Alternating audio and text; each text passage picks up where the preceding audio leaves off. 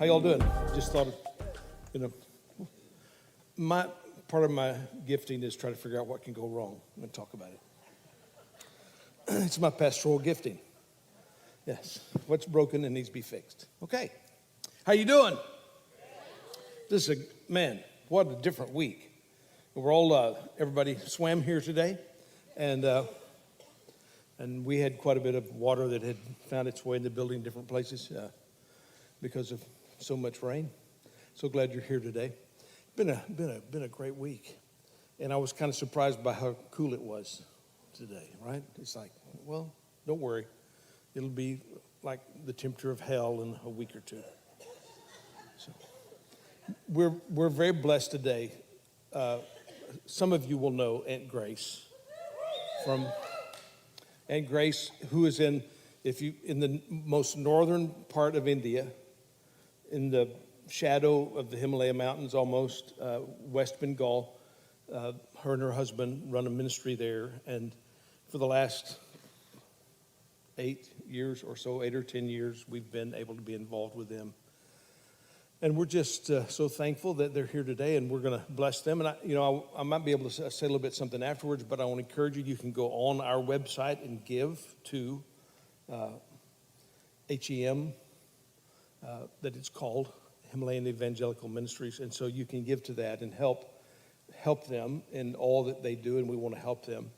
We for a long time we were able to send money to help in India, and we helped with the kids, the orphans that they were helping raise.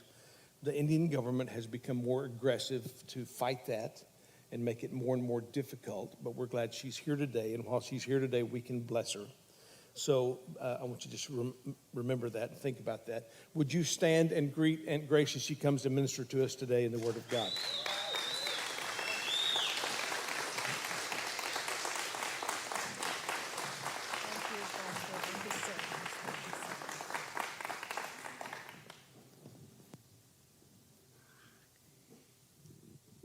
I'm not as tall as Pastor. So, good morning, church. Life Community Church, which is a family to me. Every time I come here, I'm so welcomed over here. I feel so much at home. Thank you for all the love, especially to Pastor and his wife, the family, and also the church. Thank you for all the help and prayers that you've been doing. It's now 2 years since I've been here, and it's a long time. I wasn't able to come last year, but this year again, you have welcomed me over here, so I really thank the Lord for all his blessings and for all your love. Talking about India, I'm just as Pastor said, I'm coming from the northeast of India, from a state called West Bengal, and the situations in India, I do not know how much you know about it or how much you get in the news over here, but previously, I told you that the government is really against Christianity, and the government continues till this year. And this coming month is the time of election to elect a new government. And the previous government that we had was really against Christianity, and they have... The recent news that we had was they have closed down 6,500 Christian organizations. And we are one among them. Our organization, the registration was canceled last year. And I was actually a little disappointed. That's one reason I was not able to come last year. And let me tell you, if this government continues in the next election, which is going to take place next month, if the same government continues, Christianity will be eradicated from India. Many of the Christian pastors and missionaries who still trust in the Lord and would still like to continue their ministry would have to end up as martyrs. Please do continue praying for India. And let me just go on to the message now. The portion that I have chosen for today is Matthew chapter 14 and verses, actually it's verses 22 to 33, but I am not going to read all of that. But I'm just going to take a few verses. And let me tell you, this is a very familiar portion, a familiar story. And the story is about Jesus walking on the water. Or I'd rather say Peter walking on the water. And we all know about the story, but there's a few things that I want to bring to you, to your notice this morning. And that is, this story, we know that, Jesus fed 5,000 people, and after feeding all these people, there was this large crowd that was following Jesus. And after feeding them, Jesus wanted to have some time alone in prayer. And so what he did is he told his disciples to get into a boat, and he sent them ahead, and he goes aside to pray. Now on the sea, when the disciples were in the boat, we know the story, there was a big storm, and the waves were rolling, and the boat, the small boat in which they were traveling, the boat was also tossing on the waves. It was a hard time for them. They were a group of people, these disciples, who have seen all the miracles of Jesus. They've seen Jesus doing all kinds of miracles, unbelievable, unexpected miracles that Jesus did. But here's a time when they were facing the difficulty themselves. They didn't trust. Their faith was too little, and they got afraid. They thought they were going to drown in the water. They thought their boat is going to be tossed upside down. And they were afraid. And that is when we see in the story that Jesus walks on the water and comes. To the extent that these 12 disciples who were following Jesus all the time, in the time of difficulty, they couldn't even recognize Jesus who was walking over the water and coming towards them. And they said, "He looks like a ghost." Isn't that our experience at times? We know the word of God. We know that Jesus is a God of miracles. He can save us. He can help us out. But still, at the time of our difficulties, when we are facing the storms in our life, Jesus is right there in front, but we do not ask him for help because we think he's a ghost. This is what happens over here. And then let me tell you what happens after that. And I'll just read that out to you. Verse 26, where it says, "And when the disciples saw him walking on the sea, they were troubled, saying, 'It is a ghost.' And they cried out for fear. But immediately Jesus spoke to them, saying, 'Be of good cheer. It is I. Do not be afraid.' And then in verse 28, "And Peter answered him and said, 'Lord, if it is you, command me to come to you on the water.'" This is where I want to begin my message to you. Peter, when Jesus said, "It is I, do not be afraid," Peter says, "If it is really you, please speak to me, command me, and then I will come to you." You know, there are times when we need to ask the Lord to speak to us. Do not make hasty decisions in life. Wait for the Lord to speak to you. Wait to hear the voice of the Lord. And Peter does that. the first thing he does is says, Lord, if it is really you, speak to me. I want to hear your voice. And when I hear your voice, then I will take my next step. If you and I can make those decisions in life, I tell you, God is there to speak to us. He's right there. He wants to talk to us. But we do not want to listen to his voice. But here Peter says, speak to me. And the moment he said, speak to me, Jesus spoke. And Jesus said, come. He just said one word, come. I would say something like Pastor Randy. Pastor Randy, I always say, is a man of very few words, just one or two words. That's how he sends emails to me, just one sentence. Every email is just one word or just a couple of words. And here Jesus says, only one word, come. And you know what happened?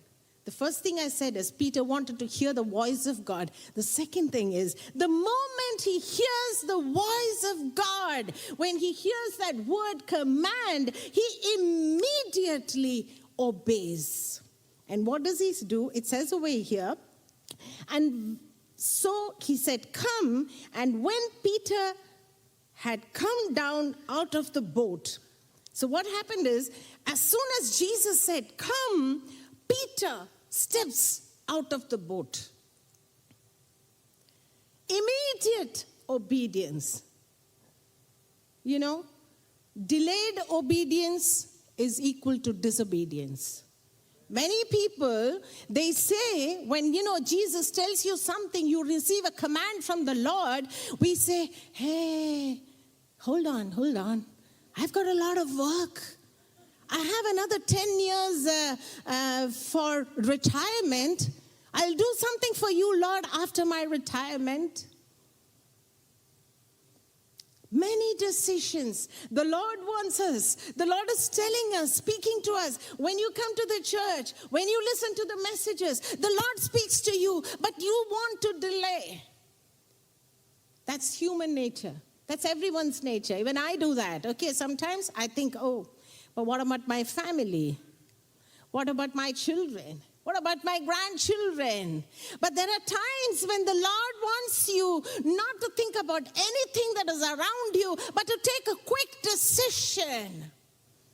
I know of many pastors who criticize Peter, and they say he's a man who takes hasty decisions. But let me tell you, over here, he was not hasty. He waited for the voice of the Lord. And once the Lord commands, then if you delay, it is disobedience. Then you have to immediately take your decision. That is not called a hasty decision. He immediately jumped out of the boat. And let me tell you, it was not an easy jumping out.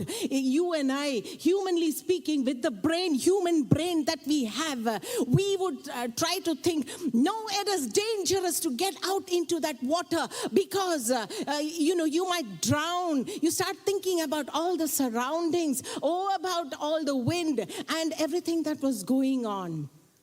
But Peter did not think of anything. He just trusted in the Lord and stepped out of the boat. Now let me tell you something. How many people were in the boat? Altogether, they were 12 of them. You agree with me? There were 12 disciples. All 12 of them were there. How many decided to immediately jump out into the water? Only one, Peter. And how many were left over in the boat? 11. The 11 wanted to be in that comfort zone. They were not ready to jump out and take a decision for the Lord. Sometimes when God calls you, He gives you some real hard tasks. Sometimes you have to take a risk when you take a decision for the Lord. Let me tell you, when we came out for ministry, I don't know how much you know about India. The south of India is really a comfort zone. We have all the comforts of life. And my husband and myself, we belong to the south of India. We had our beautiful house. We had all the comforts. We had all our relatives, all our friends, everyone. But here is the Lord speaking to us in a vision and saying, come, I want you to go to West Bengal. He even showed us where we were supposed to go. He spoke to us in a vision and he told us where to go. It was not an easy go, let me tell you, because that place is a place, as I've already said, I think many of you know it, but still for the new people, let me say, it's a jungle area where animals, wild animals come out every night. And here's my husband and myself who have decided to go to an unknown place. We do not have a house over there. We do not have a place to go. And my husband said, if you are ready to sleep under the tree, then you can come with me. Imagine sleeping under the tree and with wild animals coming out every night to kill you.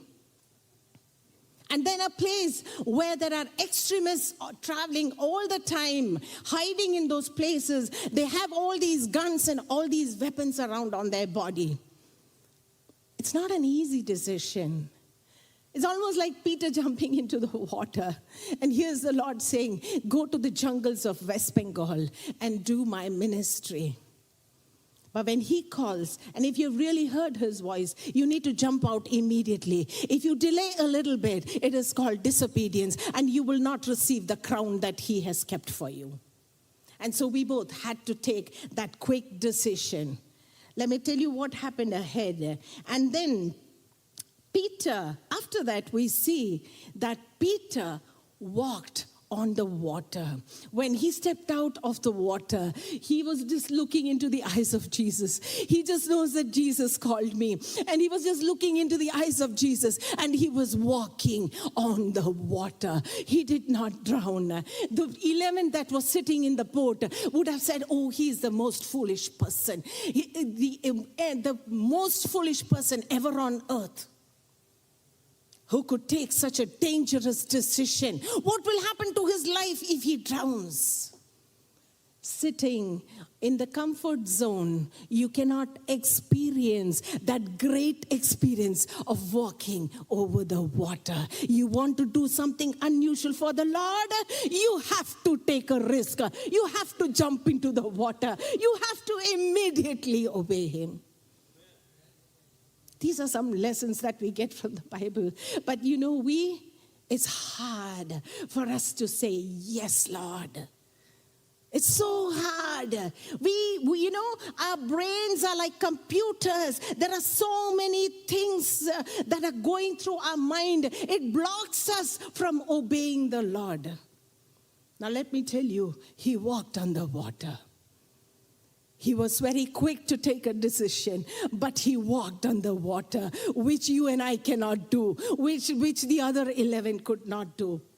Let me quickly go ahead, because I have another story to tell about my life. I need to finish with the message so that I tell you the story. Okay, so then we see over here what happens is, for a little while, Peter is again a human being. As he was walking on the water, looking at the eyes of Jesus, he walked very well. For a minute, he looked around. When he looked around, oh, he saw the waves tossing. Oh, he saw the wind blowing. When he looked around, the focus of his eyes changed to his surroundings. You know what happened? He started sinking down. Never look through what situations you go through. It may be hard situations. Never look around. Never take your eyes away from Jesus. As long as your eyes are on Jesus, you will not sink. You will not drown. He will save you. He will make you do all those miracles. Now he started sinking. And when he started sinking, the verse over there says, let me just read that to you. And immediately, Jesus stretched out his hand and caught him and said to him, "O you of little faith, why do you doubt?" Let me tell you, Jesus immediately, when he started drowning, stretched out his hand, brought him up. And he said, "O you of little faith." Often we try to say that here Jesus was calling him a man of little faith. And, you can take it negatively if you want. But I would take it positively and say, with love, my Jesus was telling him, oh, why did your faith decrease? Why do you have little faith? Trust in me. I'm there. Come on. I'll hold you. I'll lift you up. And let me tell you, the title of my message today is Little Faith is Better Than No Faith. The 11 sitting in the boat, no faith. No faith. They came to know that this is Jesus, but still they have no faith in him. Little faith is better than no faith. And you know what happens at the end? After Jesus lifted him up, it says over here, and when they got into the boat, the wind ceased. What does it say? When they got into the boat. Who's this they? Jesus and Peter. In my imagination, you know how I think about it? How did they get into the boat? He lifted Peter up, held him hand in hand, and they walked together into the boat. Do you have that experience of walking hand in hand with Jesus? You can do that only when you take a risk for Christ, when you take a quick decision, when you obey the Lord. The Lord might be telling you various things. Take baptism. You don't want to take baptism. Do something for the Lord.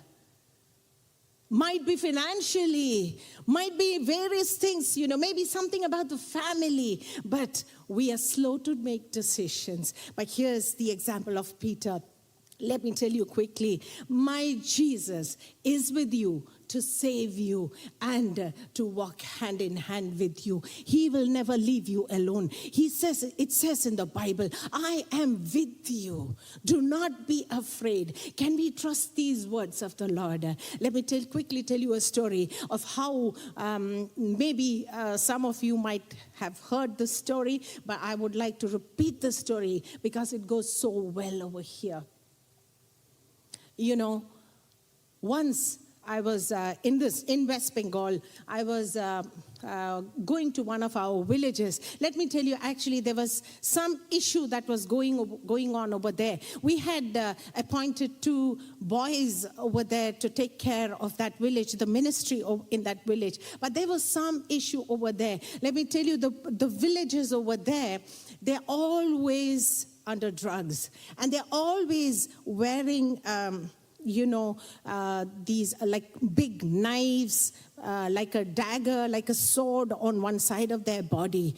And this is how they walk around. And they never think before using these weapons. They would just use it. When they're angry, they would just use it. They don't care if they kill somebody. Let me tell you, even the police is afraid to come to that village because these people would drive away the police, would even harm the police. And so, it's so easy for somebody to die over there. Now, what happened is once there was some big issue over there, and these 2 boys called me and said, Auntie, we are in trouble. Please come and save us. And these men are saying, we want to see your auntie and uncle also. But my husband was not there, so he was not able to come with me, and I had to go by myself to this village to help these boys. Let me tell you, I'm actually very scared. I've said that before. I'm so scared, even of a lizard, of small, of even a cockroach. I'm so scared.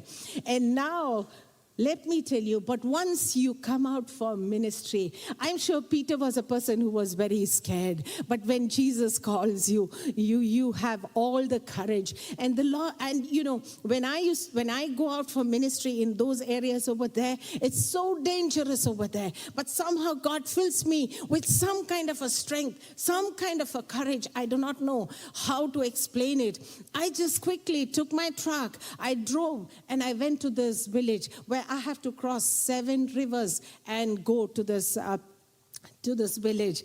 And the moment I reached the village, you don't need to call and let everyone know that, oh, Auntie Grace has come. It's a small village. The moment you enter the village, the news just spreads that Auntie Grace has come. And, I just came to this place where these two boys were living. There was a small room where they were, and I came to them and I was listening to their problems, and that is when immediately I hear a few motorcycles coming in front of this house. And there were 2 or 3 people sitting on each motorcycle. They were coming to harm me, to kill me actually. And also the boys. And they came and they started screaming and shouting, and the leader among them told one of the guys, hey, go, burn her truck. Burn down her truck. Then told another guy, hey, go, burn down this building. And then the other few walked towards me into this room. I was scared. I was a little scared. I'm a human being, a woman, do not know to use any weapons, do not have a single weapon with me. The only weapon I have is the word of God. But let me tell you, never say it is the only weapon. I think this is the biggest weapon you can have. And you know what happened? These guys, they came to me to kill me. They took off their sword and they had it like this right in front of my face. I still remember that instance. And you know what happened? I'm so scared, as I told you. I was scared that they're going to hit me and the blood is going to ooze out, and I'm scared of seeing blood, I quickly closed my eyes. I thought, let them do whatever they want. I don't want to see what's going to happen. I'm just going to close my eyes. There's no way for me to escape from there. I cannot run away from there. So I just closed my eyes and I was waiting for them to hit me. But quickly I went into a vision, and the Lord showed me a vision. I saw in the vision, I'm seeing, the heaven, the sky like this. And there were a number of windows that were opening down towards me. And then I saw a few ladders falling down into the room where I was standing. And then in a few seconds, I saw there was some, white dressed angels that were coming down the stairs. And then there were a few going up and coming down. And there were so many ladders coming towards me. And so many of them coming down, going up. I was just watching the beauty of the vision. And I was lost in that. After a few minutes, I quickly opened my eyes to see, where am I? What's happening around? And when I opened my eyes, there was not a single person standing in front of me. Even the 2 boys who were supposed to be by my side were not there. I went around calling their names and I said, hey, where are you all? What has happened? Tell me. And from behind the house, from between the bushes, they put their heads out and said, hey, we are here. Softly. I said, come out, come out. They came out and I asked them, what happened? Please tell me, where are those guys? What happened to them? And these boys said, Auntie, can you tell us what happened? Because we ran away. We thought they were going to beat us. So we just ran away from the crowd. Let me tell you, I went back to that room and I knelt down and I asked the Lord, please tell me what happened. I do not know what happened. And you know what the Lord said? The Lord said, daughter, you're here on my business. You're not doing your own business. You've not come here to make money. You're not come here to make a big mansion for yourself. You are doing God's ministry in this difficult place where people are ready to kill you. They're standing with weapons. You are just one woman. You do not have an army around you. But I tell you, do not be afraid. If you are working for my army in heaven, if you are working for my kingdom in heaven, my army is there to save you. Praise the Lord. And you know what the Lord said? I sent the army of heaven. Through ladders, I sent them quickly to save you, to protect you. Seeing the great protection around you, oh, they ran away from you. Can this happen? It sounds impossible. Can you imagine Peter could walk over the water? You cannot imagine, because it is impossible. But my God says, I am the God of impossibilities. Hurrah. Oh. My God is a God of impossibilities. He can save you from drowning. He can save you from the sword that is right in front of you. He can save you from the sicknesses that is in front of you. He can save you from your anxieties. He can save you from every kind of problem. Name it. Name your problems, and He is there. He is a God. He says, my name is above all names. Just take my name. Just look into His eyes and walk. In the vision, I just looked into the eyes of my Jesus and said, Lord, save me. And there He was. He saved me. There's a big army waiting for you, my brothers and sisters. Just don't worry about what is ahead of you. Trust in Him. Trust in Him. Just like Peter trusted. And He's there to save you. May God bless each one of you. Continue praying for our ministry. Just as I said, the government has closed down our registration. They have even freezed all our bank accounts. They are even going to come and seal our campus where we stay. Let me tell you, if they come and do that, we're just waiting, because that is the next step that they are supposed to do. If they come and seal our campus, we do not even have a place to stay. But in this situation, are we going to run away from the ministry? No. We will look into the eyes of Jesus. He will open a way. He will open a way where there is no way. We trust in Him. If He can send His angels to save me, He can also find a place for me to stay. Pray, continue praying. My God is great. God bless you. Thank you.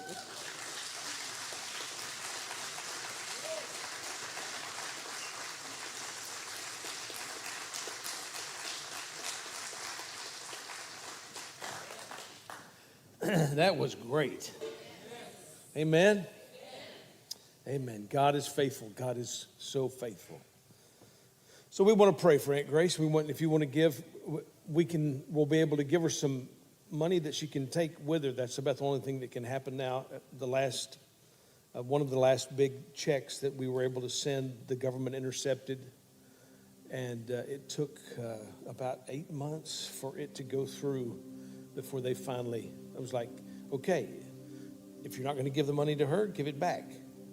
They wouldn't give it back, and they wouldn't let them have the money. So the Bank of India was holding it. So we're thankful that the Lord was able to bring that through. So they're ministering in very difficult circumstances. We're so thankful. What a great word. Wasn't that a great word? Let's stand and go to the Lord in prayer. Let's just trust the Lord. Let's stand and ask the Lord. Just close your eyes for a moment. What did God speak to your heart in that word? What's God telling you? Is He telling you to trust Him? Is He telling you not to be afraid? Is He telling you it's time to step out in obedience? To not delay in your obedience, but to step out in obedience, even out of the boat, and trust Him? What's He speaking to your heart today? Father, in Jesus' name, we thank You for the word of the Lord. We thank You for this good word. Lord, I pray for those that are afraid, Lord, that You would help us with our fears, the things that we fear. Often are lies of the enemy. There are deceptions, but sometimes they're very real things like storms and water and governments. So, Father, help us stand strong in our fears and put our trust in You. Because in You, we can do the impossible. What's impossible with us is possible with God. And Lord, we just acknowledge our need of You today, our trust in You today, and we pray that Your hand of blessing would be upon Aunt Grace and their ministry. And We ask it in the name of Jesus. And everybody said, amen, amen, amen. Thank you. Lord bless you. Have a great week.